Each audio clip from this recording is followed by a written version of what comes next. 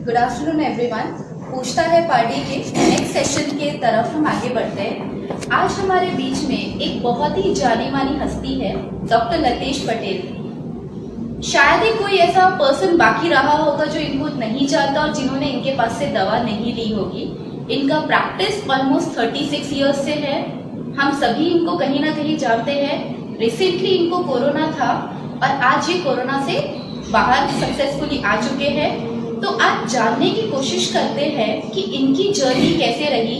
तो हम जानते हैं कि doctor Latesh Patel as a person कैसे हैं, इनका लाइफ एक्सपीरियंस कैसा था, और स्पेशली जो कोविड का जो उनका एक्सपीरियंस था और जो उस दौरान उन्होंने जो चैलेंजेस उसको ओवरकम किया, वो भी हम जानने की कोशिश करते हैं। तो शुरू करते हैं पूछता है पार्टी के सेशन की तरफ से। डॉक्टर लतेश, सबसे पहले वेलकम टू पूछता है पार्टी।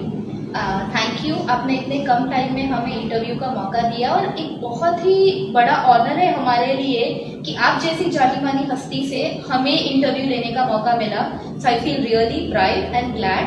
तो शुरू करते हैं। पहला क्वेश्चन सर ये है कि हम जानना चाहेंगे कुछ थोड़ा सा आपके बारे में, आपके चाइल्डहुड, आपके करियर, आपके लाइफ गोल के बारे में सर। नमस्कार सर्व दर्शक मित्रों ने नवरात्र पर्व निमित्ते આજના આઠમના દિને સર્વને મા અંબામાં આપને સુખ, શાંતિ અને સમૃદ્ધિ આપે એવી આ માતાજીને પ્રાર્થના। મિત્રો, આજે મારી સામે મને પ્રશ્ન પૂછવા, મારું ઇન્ટરવ્યુ લેવા માટે સાઈમા પઠાણ મેડમ સામે ઉપસ્થિત છે। એમના દરેક ક્વેશ્ચન્સ હિન્દીમાં હશે, પરંતુ હું આપને એનો ઉત્તર ગુજરાતીમાં આપીશ, કારણ કે આઈ લવ ગુજરાત અને ગુજરાતી ભાષા માટે મને ખૂબ માન છે। એટલે જ હું આપને એક નમ્ર અરજ કરું છું કે મારા દરેક ઉત્તર હું આપના હિન્દીના સવાલોના જવાબ ગુજરાતીમાં આપીશ। બીજું, આપે મને એક પ્રશ્ન પૂછ્યો મારી લાઈફ માટે, તો હું એટલું કહું, હું સુરતનો રહેવાસી, મારું બાળપણ પણ સુરતમાં જ વીત્યું, મારું એજ્યુકેશન પણ સુરતમાં જ મેં મેળવ્યું, તબીબી અભ્યાસ પણ મેં સુરતમાંથી મેળવ્યું। ત્યારબાદ સુરતની મ્યુનિસિપલ હોસ્પિટલ જે મસ્કતના નામે ઓળખાય છે એમાં હું મેડિકલ ઓફિસર તરીકે રહ્યો। ત્યારબાદ વલસાડની મોટા બજારમાં આવેલી મ્યુનિસિપલ હોસ્પિટલ, તેમાં હું મેડિકલ ઓફિસર તરીકે પણ ત્યાં મેં 4 મહિના સર્વિસ કરી। ત્યારબાદ મારું મોસાળ પારડીમાં છે, એટલે પારડીમાં મારા મામા રહે, તેણે મને કીધું, દીકરા આપણી પારડીની મોહન હોસ્પિટલમાં જ ડૉક્ટરની જરૂર છે, તો અહીં સર્વિસ કર। ને એમને માન આપીને પારડી મોહન હોસ્પિટલમાં મેં મેડિકલ ઓફિસર તરીકેની ફરજ બજાવી, સર્વિસ કરી, અને ત્યારબાદ મારું પોતાનું ચીવર રોડ ખાતે ક્લિનિકની શરૂઆત કરી। મિત્રો, બીજી એક વાત કહું કે મારું નાનું ફેમિલી, જેમાં મારી પત્ની, મારા 2 દીકરા, એક દીકરી ને એક દીકરો, જે દીકરી આજે અમેરિકા ખાતે સેટલ છે અને ડેન્ટિસ્ટ છે, અને મારો સન તે હાલ જ અમદાવાદથી MBBS પાસ કરીને પાર્ટી આવ્યો છે અને વધુ અભ્યાસ માટે અહીં નીટની તૈયારી કરી રહ્યો છે। અસ્તુ, थैंक यू सर। और आपने जैसा कि कहा कि गुजराती को लेके आपका जो प्यार है वो सही में बहुत अच्छा है, और मैं आपने जो डिसीजन लिया गुजराती में इस चीज़ का आंसर देना, डेफिनेटली। बट मेरे पार्ट में थोड़ा ऐसा हो जाता है कि अगर मैं गुजराती बोलूँगी तो बाकी सब हंसने लगेंगे। थोड़ी टूटी फूटी गुजराती है। ओके, तो आगे बढ़ते हैं। सर, जब पहली बार आपको पता चला था, आपने जब टेस्ट करवाया था, कोविड पॉजिटिव आपका टेस्ट आया था, तो वो एक्सपीरियंस कैसा रहा था आपका? क्या फील किया था आपने वो टाइम पे? મિત્રો, જ્યારે મેં કોવિડ ટેસ્ટ કરાવ્યું અને મને ખબર પડી કે પોઝિટિવ છે, થોડા સમય માટે હું એકદમ ડિસ્ટર્બ થઈ ગયો કે કોરોના મને થયું અડધો કલાક પછી મેં મારી જાતને વાળી દીધી, એક પોઝિટિવ થિંક કર્યું કે નહીં હવે મને કોરોના છે જ તો મારે એની સામે લડવું રહ્યું. એટલે મેં શું કર્યું કે મારી ટ્રીટમેન્ટ પાર્ટી હોસ્પિટલના નામાં કે ડૉક્ટર તથા ડૉક્ટર દેવાંગભાઈ દેસાઈ, મારી જાતને સમગ્ર એમના ચરણોમાં મેં સમર્પિત કરી દીધી. કારણ કે હું વિચારોમાં એટલો બધો શૂન્ય અવકાશ મને આવી ગયો હતો કે મારે શું કરવું એ મને ખ્યાલ નહોતો. એટલે હું પોતે ડૉક્ટર છું એ મારે ડૉક્ટરને સાઈડ પર મૂકીને એક દર્દી બનીને એઓને સમર્પિત થઈ ગયું ને એમણે જે પણ કહ્યું ને તે પ્રમાણે મેં કર્યું ને એક વસ્તુ રાખ્યું કે મેં પોઝિટિવ થિંક રાખ્યું. બસ મનમાં રાખ્યું કે મને કોરોના છે, મારે એની સામે લડવું છે ને હું પોઝિટિવ થિંક રાખીને લડીશ ને તો જ આમાં સફળતા મેળવીશ. એક પોઝિટિવ થિંક અને ट्रीटमेंट एक मारा माटे बहुत महत्वनी थी. राइट सर, साइकोलॉजी में हम अक्सर इस बारे में बात करते हैं कि पॉजिटिव थिंकिंग अगर आप लाइफ में आगे लेके चलते हो तो आप लाइफ में कुछ भी अचीव कर सकते हो और अच्छे से अच्छी चीज़ों से निकल सकते हो, प्रॉब्लम्स या डिस्कशन से.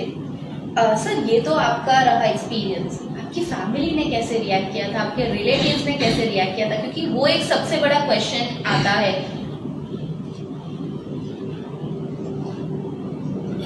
મને જ્યારે કોરોના ડિટેક્ટ થયું ને ત્યારે મોરલી હું થોડો ડાઉન થયો ને, સાથે સાથે મારી પત્ની, મારો સન, એ લોકોના ચહેરા પર પણ થોડા એ લોકો પણ ડાઉન થઈ ગયા. પણ જ્યારે મેં પણ એમને હિંમત આપીને ત્યારે તેઓનામાં હિંમત આવી કે નહીં ચાલો હવે ડેડીનામાં હિંમત છે, મારા પતિમાં હિંમત છે, તમારે હિંમત રાખવી. જ્યારે મને અહીંયાથી હોસ્પિટલમાંથી પારડીથી જ્યારે હોસ્પિટલ લઈ જવાના હતા, જ્યારે મને કોરોના થયું જુલાઈ માસમાં, ત્યારે વલસાડની કોઈ પણ હોસ્પિટલમાં માન્યતા ન હતી કોઈ પણ કોરોના દર્દીઓને દાખલ કરવા. ફક્ત સિવિલ હોસ્પિટલની વલસાડની અને બીજી સુરતની અમુક હોસ્પિટલ જે એ લોકોએ નક્કી કરી હતી હોસ્પિટલોમાં જ કોરોનાના દર્દી દાખલ થઈ શકે. મને જ્યારે અહીંયાથી લઈ જવામાં આવ્યો ત્યારે મારી પત્નીના ચહેરા પર ખૂબ મૂરઝાયેલી હતી.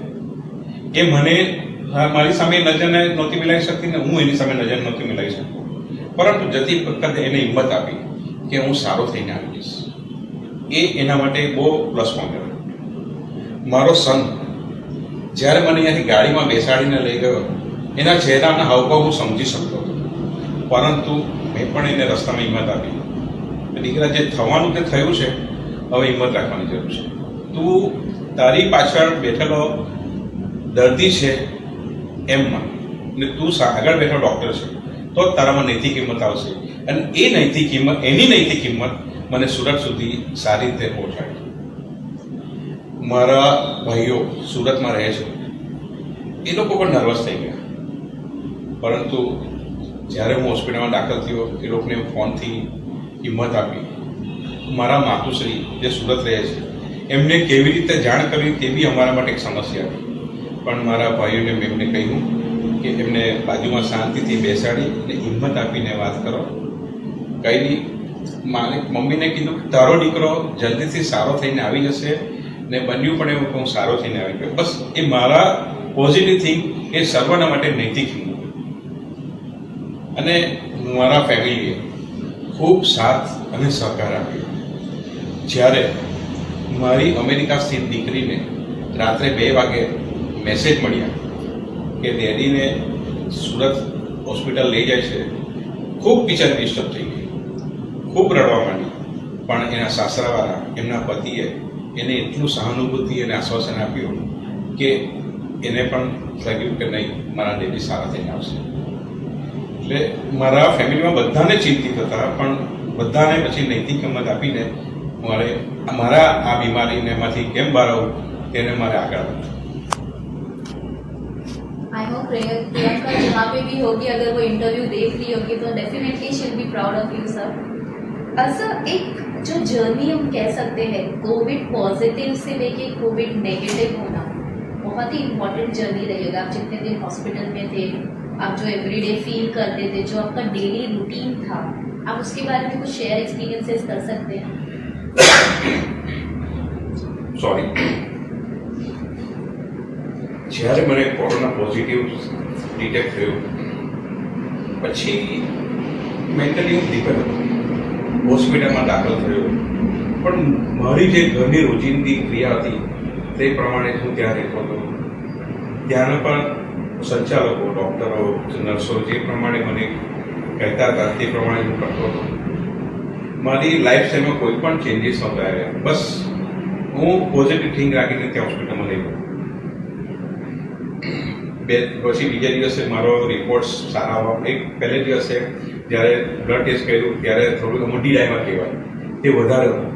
હું થોડો ટેન્શનમાં હતો બી ત્યારે પરંતુ જે નામાંકિત ડૉક્ટર હતા, ડૉક્ટર ચિરાગ ચકમાણી, એમણે મને એટલું જ કહ્યું કે ડૉક્ટર લતેશભાઈ જરા બી ચિંતા નહીં કરશો, સારું થઈ જશે. બસ પછી હું ભૂલી ગયો કે મને આ તકલીફ છે. અને ત્રીજે દિવસે મારા રિપોર્ટ પોઝિટિવ આવ્યા એટલે મને કંઈક ખુશી થઈ. અને ત્યારબાદ પોઝિટિવ આવ્યા પછી મને 3 દિવસ પછી મારી રજા આપી દેવામાં આવી. 3 દિવસ પછી મારો રિપોર્ટ નેગેટિવ આવ્યા, મને ખુશી થઈ. પણ એ દરમિયાન ઘણી બધી એવો અફવા મારા માટે ફેલાઈ હતી, પરંતુ એ અફવાઓને મેં જરા પણ ધ્યાન નહોતું આપ્યું. કારણ કે જે વાસ્તવિકતા છે તે મારી સામે છે. અફવાના જોરે ના કહેવાય, વાસ્તવિકતાના જોરે જ છીએ. અને જ્યારે મને નેગેટિવ મારા માટે જ્યારે બધા અફવાઓ ફેલાય, એ અફવા ફેલાવાનું એક કારણ હતું કે સાઉથ ગુજરાતમાં કોરોનાના ઘણા ઓછા પેશન્ટ હતા. અને પારડીમાં તો લગભગ મારો 4થો 5મો કેસ જ છે. ને મારી આગળ જેમને પણ કોરોના થયો ને, જે પણ સંક્રમિત થયા એ બિચારા મૃત્યુ પામ્યા. એટલે બધાએ પણ મારા માટે પણ એમ જ અનુમાન કર્યું કે ડૉક્ટર લતેશભાઈ પણ આ દુનિયામાં નથી. એટલે એ લોકોનો પણ વિચાર, એ લોકોની બી આ વિચાર શક્તિ પણ આપણે સમજી શકીએ છીએ. એમાં કશું કોઈ ખોટું નથી. પરંતુ જ્યારે વાસ્તવિક જીવનમાં હું સામે લોકોની સામે આવ્યું ને ત્યારે એ લોકોને એમ થયું કે આ અમારું જે અનુમાન હતું, જે અફવા હતી તે ખોટી હતી. બસ એટલું જ માનવું છે. कह सकते हैं कि अफवाहें जितनी कम हो उतने ज़्यादा अच्छा रहता है, उससे फैमिली भी काफ़ी नेगेटिव हो जाती है और आसपास भी. तो लोगों ने कैसे रिएक्ट किया सबसे इम्पॉर्टेंट है, क्योंकि कई जगहों पे ऐसा भी आया था कि कोविड पेशेंट जब रिटर्न होके आता है या पॉजिटिव आता है केस, तो फैमिली वालों को निग्लेक्ट कर दिया जाता है या मतलब लोग अच्छी तरीके से बात नहीं करते हैं, निग्लेक्ट करते हैं. तो आपके केस में आपके आसपास के लोगों ने कैसे रिएक्ट किया था, आपके सराउंडिंग आजू बाजू के लोगों ने कैसे रिएक्ट किया था, आपके क्लिनिक के आसपास के लोगों ने कैसे रिएक्ट किया था, और जब आप कोविड नेगेटिव होके आए थे वापस, जब आप अपने क्लिनिक गए थे तो आपके पास जब पेशेंट्स आ रहे थे, आपके आसपास के जो दुकानदार थे या जो भी दूसरे लोग थे, उन्होंने किस तरीके से आपका स्वागत किया था? મેં એક સુંદર સવાલ આપની પહેલાં જ્યારે મને કોરોના પોઝિટિવ ડિટેક્ટ થયું ત્યારે મારું મોસાળ એ લોકોનું પોઝિટિવ મારા જેમ થિંક હતું. એ લોકોનો ખૂબ સાથ અને સહકાર રહ્યો. સવાર સાંજ અમને ટિફિનની સુવિધા માંડીને બધું જ અમને પૂરું પાડતા. માટે એટલા બધા શુભેચ્છકો હતા કે વારંવાર અમને એટલું કહેતા, મારી વિશેષના કહેતા હતા કે અમને કંઈ પણ જરૂર હોય, કંઈ પણ કામ હોય તો અમને વિના સંકોચે જણાવો. દરેક વસ્તુ ઘરે બનાવે તો સામે ચાલીને અમારા ગેટ પર મૂકી જતા, અમે લઈ લેતા હતા. અમે ના પાડતા તો પણ લઈ જતા. કેમ? એક અમારા શુભેચ્છકો. બીજું, આ પોઝિટિવ થિંગની વાત. હવે નેગેટિવ થિંગની વાત કે જ્યારે હું 28 દિવસ પછી મારા ક્લિનિક પર ગયો ત્યારે પહેલાં હું મેન્ટલી એક પ્રિપેર હતો કે મારી પાસે દર્દીઓ નથી આવવાના ત્યારે. કારણ કે લોકોનો એક ડર છે કે ડૉક્ટરને કોરોના છે, અમે એમની દવા લઈ જઈશું તો અમે પણ એમાં સંક્રમણ થઈશું, અમને પણ કોરોનાનો રોગ લાગુ પડશે. એટલે લોકો નથી આવવાના એ મેન્ટલી હું પ્રિપેર હતો. ને બન્યું પણ એવું જ, જ્યારે હું ઘરે ક્લિનિક પર ગયો ત્યારે મારા સ્ટાફે પુષ્પગુચ્છથી સ્વાગત કર્યું, મીઠાઈ આપી, બધું અમારું સરસ રીતે સ્વાગત કર્યું. પરંતુ પેશન્ટોના મનમાં એક ડર હતો કે ડૉક્ટર સાહેબ પાસે જઈશું તો અમને કોરોના થશે. એટલે 1 મહિના માટે મારા ઘર દર્દીઓ મારે ત્યાં આવવા માટે ટાળતા હતા. પણ ધીમે ધીમે એ લોકોને પણ રિયલાઇઝ થઈ ગયું. એટલે જે પ્રમાણે પહેલાં ક્લિનિક ચાલતું એ પ્રમાણે મારું આપણા મુજબ ચાલતું. બીજી એક વાત કહું, નેગેટિવ થિંગની આપણે વાત કરીએ. જ્યારે મને કોરોના થયું, ડ્યુરિંગ કોરોના, અમે તો ઘરની બહાર નહોતા જતા. પાર્ટીમાં કચરો લેવા આવવા માટેની એક સુવિધા છે કે ગાડી સવારે આવે ને બધાને ઘરેથી કચરો લઈ આવે. એક વીક સુધી એવું બન્યું કે કચરા લેવાવાળા સફાઈ કામદારો મારા ઘરેથી કચરો નહોતા લેવા. કેમ કે એ લોકોને ડર હતો કે અમારા કદાચ કોરોના વાયરસ એ કચરામાં પણ હોય, અમને લાગુ પડે. પછી મારા પત્નીએ એમને સમજાવ્યું કે ભાઈ આવું કંઈ નથી, અમે ગ્લોવ્સ પહેરીને તમને આપીશું, પણ તમે કચરો લઈ જાઓ. એક અઠવાડિયા સુધી કચરો એમને નહોતા લઈ જતા એ લોકો, ને એ લોકોને પણ એક ડર હતો.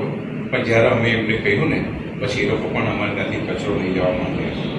એક એ લોકોને બી એક નેગેટિવ થિંક હતું, પણ જ્યારે એમને કહેવામાં આવ્યું તો એ લોકો પણ પોઝિટિવ થયા. પણ થોડા એક મહિના માટે મારે ત્યાં દર્દીઓ ઓછા હતા. બીજું એક વાત આપણે કહું કે મારા માટે ઘણા પોઝિટિવ પ્રાર્થના પણ ઘણી કરી. હિન્દુઓ હવે ભગવાનની પ્રાર્થના કરી, માતાજીના માટેની કોઈ પાનેરા માટેની માનતા માની, કોઈએ પેનાની માનતા માની. મને યાદ છે એક છોકરી, બહુ સાંભળવા એ વાત છે, જ્યારે અમિતાભ બચ્ચનને એક્સિડન્ટ થયેલો, ઇન્સિડન્સ મળેલો, ત્યારે એના માતુશ્રીએ પાપડ ન ખાવાની બાધા લીધી. પાપડ ન ખાવા એ તો મને છોકરી વાત કરી ખબર પડી. અમિતાભ બચ્ચન સારો થઈ ગયો પછી એને પાપડ ખાતા. એવી રીતે એની દીકરીએ હું બીમાર પડ્યો ત્યારે પાપડ ન ખાવાની બાધા લીધી. એક દિવસ મારા ક્લિનિકમાં આવીને મને કહે, સર આજે મારે પાપડ ન ખાવાની બાધા લીધી, આજે હું તમને જોઈને પછી ઘરે જઈને પાપડ ખાઈશ. ઘણા મુસ્લિમ મારા દર્દીઓ છે, કોઈએ દરગાહની માનતા નથી. એક બેન મારી પાસે આવ્યા, મને કે સાહેબ મેં તમારા માટે 2 રોજા રાખ્યા છે, આજે પહેલો રોજો હું રાખવાની છું કાલે, તો હું તમારો ચહેરો જોઈને પછી રોજો છોડીશ, હું આવીશ. મેં કહ્યું બેન જરૂર આવજો. એ જ્યારે રોજો છોડવાના સમય આવ્યા ત્યારે અમે એના માટે ફાલુદો અને ખજૂર મંગાવી રાખ્યું. પણ નહીં કે સાહેબ હું ઘરેથી લાવીશું. મેં કહ્યું નહીં, તમે આજે અમારા ઘરે આવ્યા એટલે અમારા મહેમાન કહેવાય. અમારા ઘરે એમને રોજો છોડવું, જ્યારે અજાન થાય ત્યારે રોજો છોડાવવા માટે મેં ફાલુદો પીવડાવ્યો, ખજૂર ખાધી. એ બેન મને વર્ગીને રડી. સાચું પણ ત્યારે મારી આંખમાં પણ આંસુ, કારણ કે ગરીબ વ્યક્તિએ બી મારા માટે ઘણું બધું કર્યું છે. જ્યારે કોઈના દિલમાં આપણે સ્થાન લેતા હોય ને ત્યારે જ એ વ્યક્તિ આપણા માટે અવકાશ. I mean, ऐसे एक्सपीरियंसेस बहुत कम सुनने को मिलते हैं. एंड सीरियसली मतलब आई फील ऑनर्ड कि आपको लोग इस तरह से मानते हैं और आज सुनने मिल रहा है. और ऐसे लोग भी हैं हमारे बीच में, शायद नहीं करते तो शायद पता भी नहीं चलता. तो वो कहते हैं ना, जब सब कुछ खत्म हो जाए तो दुआ काम आती है. सो डेफिनेटली अच्छा, 2 क्वेश्चंस ऐसे थे कि जो लोगों के बीच में जो डर है, जो एक काफ़ी कंफ्यूजन है, तो वो मैं पूछना चाहूँगी. पहला क्वेश्चन ये है कि अक्सर जब कोविड पेशेंट की बात होती है तो लोग बिल देख के घबरा जाते हैं, बहुत ज़्यादा बिल आएगा, हॉस्पिटल्स लूट रहे हैं. एक्चुअल में क्या होता है? अगर बिल आता है तो इतना ज़्यादा क्यों आता है? क्या प्रोसेस होती है, क्या प्रोसीजर होती है? तो इसके बारे में बहुत कम सुनने मिलता है डिस्कशन. तो जैसे आपने ऑलरेडी एक्सपीरियंस किया है, तो हम चाहेंगे कि आप हमारी पब्लिक के साथ उनके साथ डिस्कस करें कि ये जो पूरे दौरान जो भी कॉस्टिंग होता है, जो भी बिलिंग आता है, उसका रीज़न क्या है? મેડમ, આપણે ખરેખર ખૂબ જ સુંદર પ્રશ્ન કર્યો ને એ પ્રશ્નનો જવાબ આજે હું આપીને લોકોના મનમાં જે ગેરસમજ હતી છે તે હું દૂર કરવાનો પ્રયત્ન કરીશ. એ ઉત્તર આપતા પહેલાં હું આપને કહી દઉં કે હું એઝ અ ડૉક્ટર તરીકે હું કોઈ હોસ્પિટલનું ખેંચતો નથી, પણ જે રિયલ વસ્તુ છે તે આજે આપની સમક્ષ હું રજૂ કરું છું.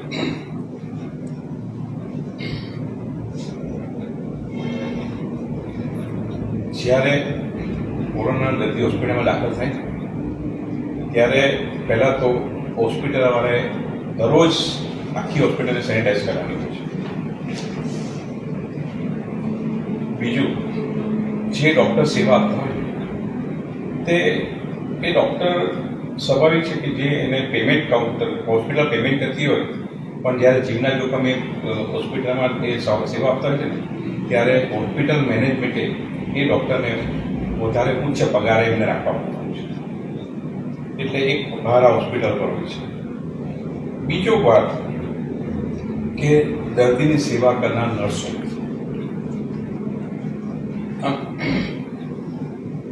જે જે નર્સો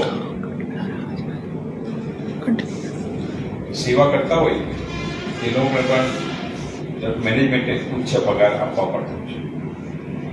ધારો કે 5 કે 10 15 હજાર પગાર આપતો હોય તેનાથી એમને વધુ પગાર આપવા માંડે. ત્રીજું કે વોર્ડ બોય આયા જે લોકો પોતાનું ઘર બી છોડીને અહીં સેવા આપતા હોય છે તે લોકોને પણ ઉચ્ચ પગાર રાખવા પડતા હોય છે. આ બધો ભાર હોસ્પિટલ પર પડતો હોય છે. એટલે સ્વાભાવિક છે કે એનું એ પ્રમાણે પૈસા ચાર્જ લેવામાં આવતો હોય છે.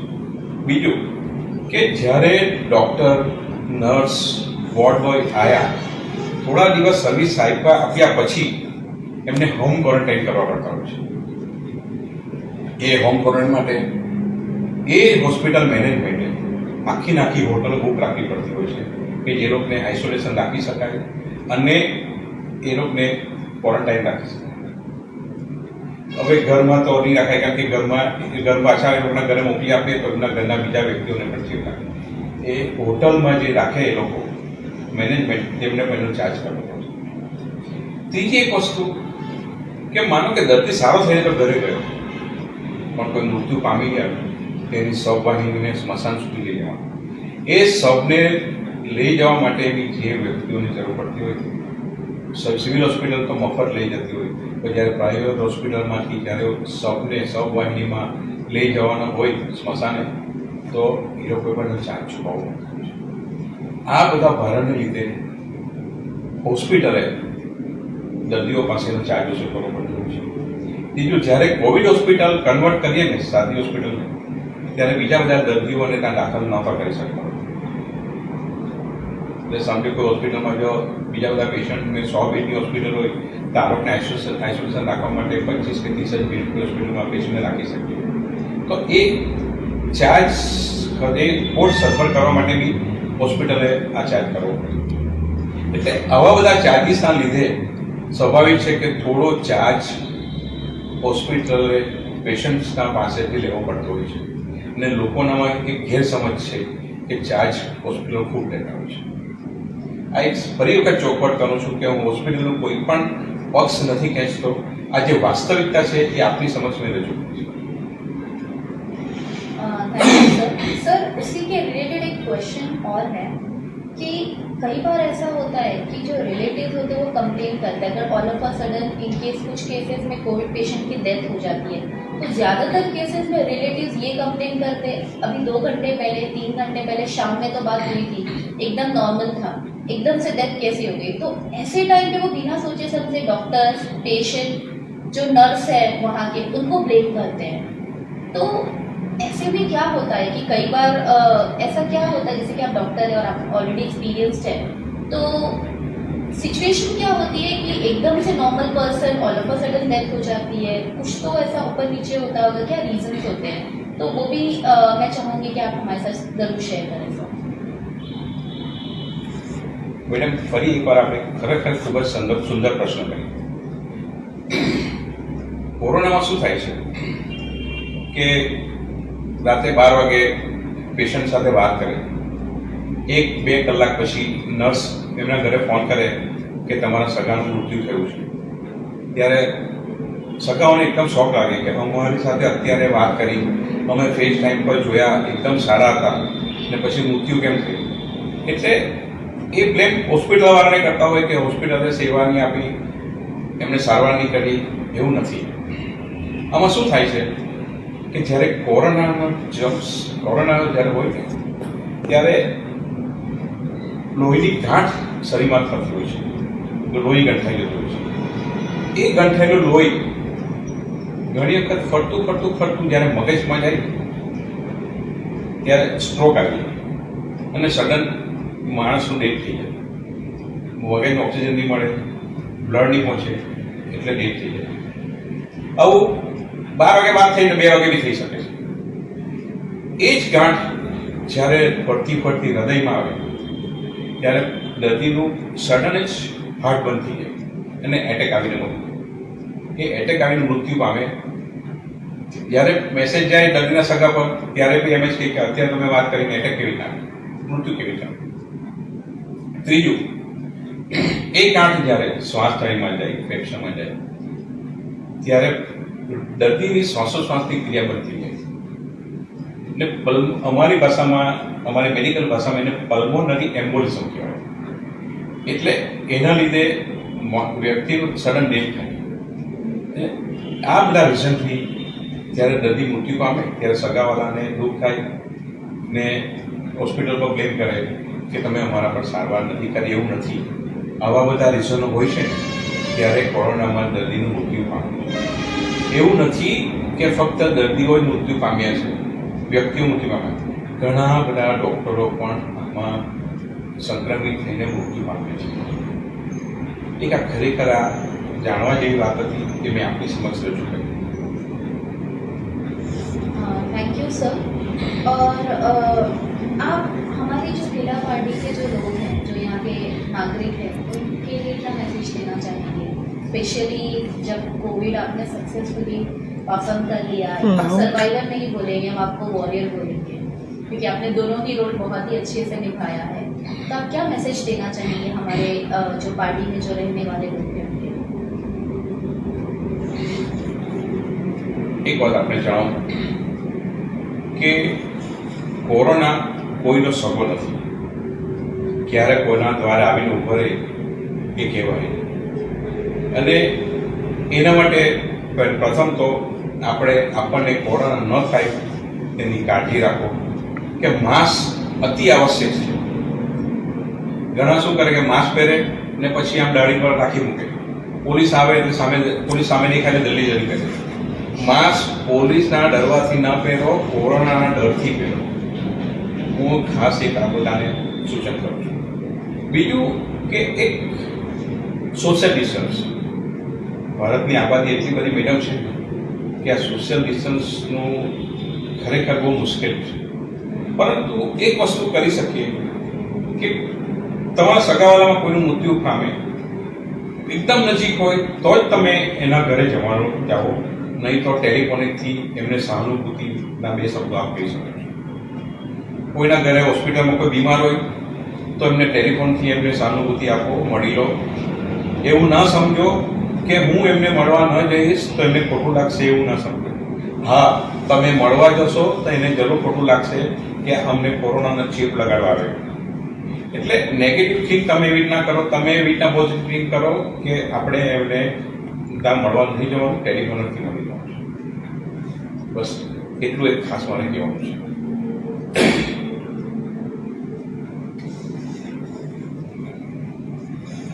सर, आप एक काफ़ी सीनियर एक्सपीरियंस पर्सन है पार्टी के, जिसने यहाँ पे 36 ईयर्स जितना एक्सपीरियंस निकाला है और उस दौरान आप ऑलमोस्ट आधे पार्टी को मिल चुके हैं.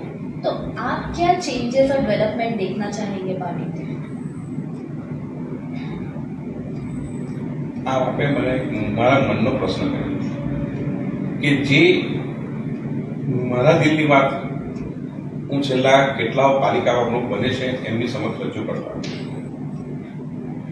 આજે ફરીવાર અહીંયા અત્યારે હાલ નવા ચૂંટાયેલા પ્રમુખ શ્રી હસમુખભાઈને પણ મેં વાત કરી છે કે પાર્ટીમાં એક સ્વચ્છતાવાનું મારા માટે મહત્વનું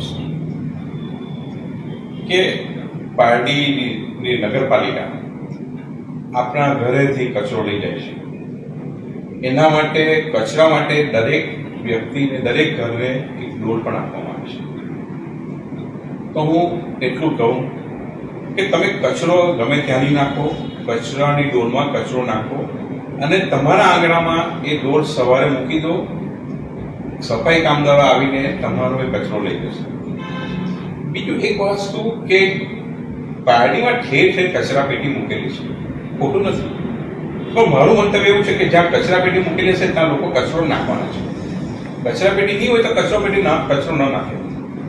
એકવાર જ્યારે શાકભાજી માર્કેટમાં આપણે ઉતરીને ત્યાં એક કચરા પેટી છે જે મારા ક્લિનિકની નજીક જ છે. રાત્રે 9 વાગે ને એટલે બધા ત્યાં કચરો નાખી દે.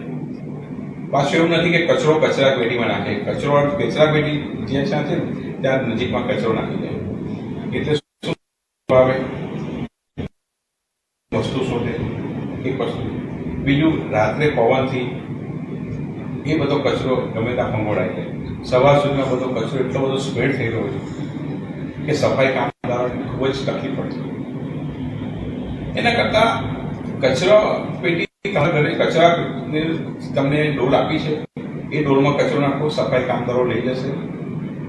અને જો કોઈ કચરો ગમે ત્યાં નાખે, કારણ કે કચરો ગમે ત્યાં નાખો ને ત્યાં એક રોગને આમંત્રણ આપવાનું આપણને એક બહાનું મળશે. આપણું જ્યારે હિન્દુસ્તાનમાં રહેલો માણસ લંડન જાય, અમેરિકા જાય, કેનેડા જાય તો કચરો બહાર નથી નાખતો, ગમે ત્યાં થૂકતો નથી. કેમ કે ત્યાંના કાયદા કાનૂનને અનુસરે છે. આપણે જે કાયદો બનાવો એને દંડાત્મક કરો, ઓટોમેટિક એ વ્યક્તિ સુધરે છે. અને બીજું એક વાત કહું, આવનારો દશેરો છે, આવતીકાલે દશેરો છે. દરેક હિન્દુ ભાઈઓ બહેનોને દશેરા હાર્દિક શુભકામના.